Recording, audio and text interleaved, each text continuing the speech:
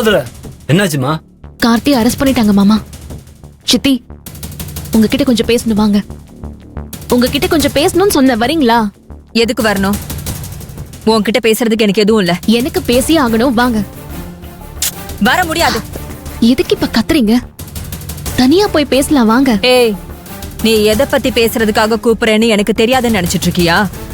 அந்த கொலைகாரன் மேல நான் கொடுத்த கேஸ வாபஸ் வாங்கணும். அத பத்தி பேசதானே கூப்பிடுற? ஆமா. அதுக்கே நான் தனியா வரணும்?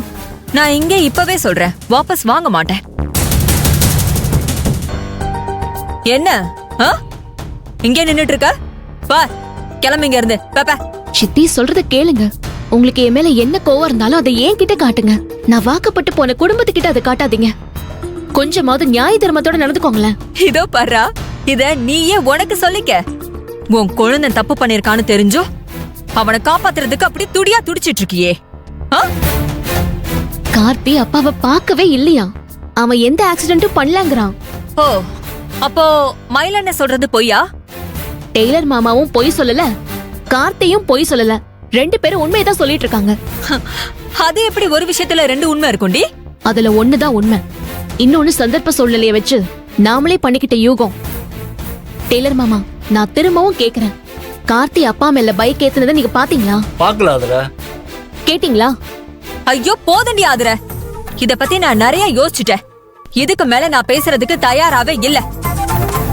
கடைசியில என் புருஷனை இந்த மாதிரி பண்ணிட்டானே அந்த பாவின்னு நான் அப்படியே மனசு ரொம்ப நொந்து போயிருக்கேன். திரும்ப திரும்ப வந்து என்கிட்ட பிரச்சனை பண்ணிக்கிட்டே இருக்க. இது உனக்கே நல்லா இருக்கா ஆதுர? பேனா சித்தி, பெரிய பாவம் பண்ணாதீங்க. கார்த்தி செய்யாத தப்புக்கு அவனை தண்டிக்காதீங்க. போலீஸ் அவனை அரெஸ்ட் பண்ணி கூட்டிட்டு போய் லாக்அப்ல வச்சிருக்காங்க. கார்த்திய ஜாமீன்லயே விட மாட்டேங்கிறாங்க. கேஸ வாபஸ் வாங்கினாதான் அவனால வெளியில வர முடியும்.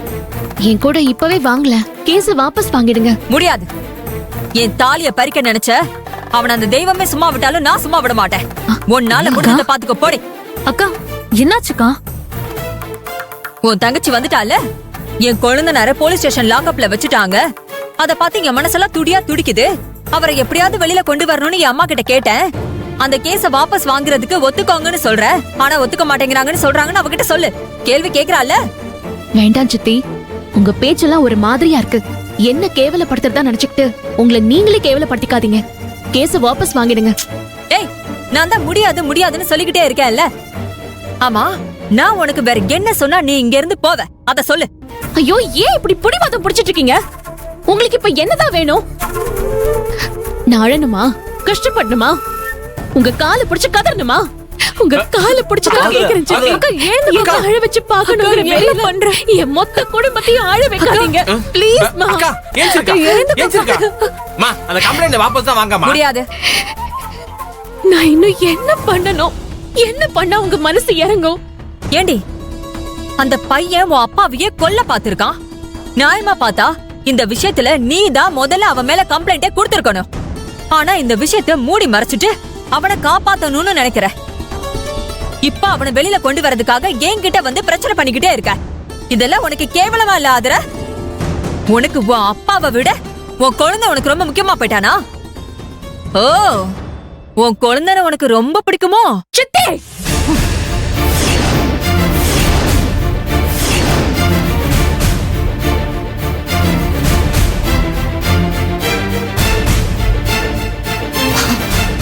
இதுக்கு மேல ஒரு வார்த்தை பேசுனீங்க மரியாதை போயிடும். ஏய், என்ன அந்த அளவுக்கு உனக்கு துளிர் விட்டு போச்சா?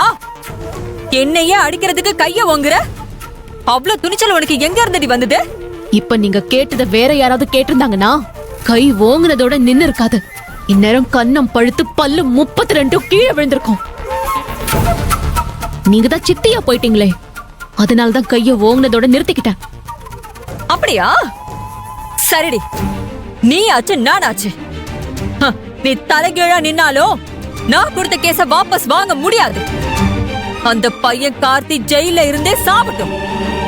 இத நான் முடிச்சு காட்டல, என் பேரு மனோகரி இல்ல.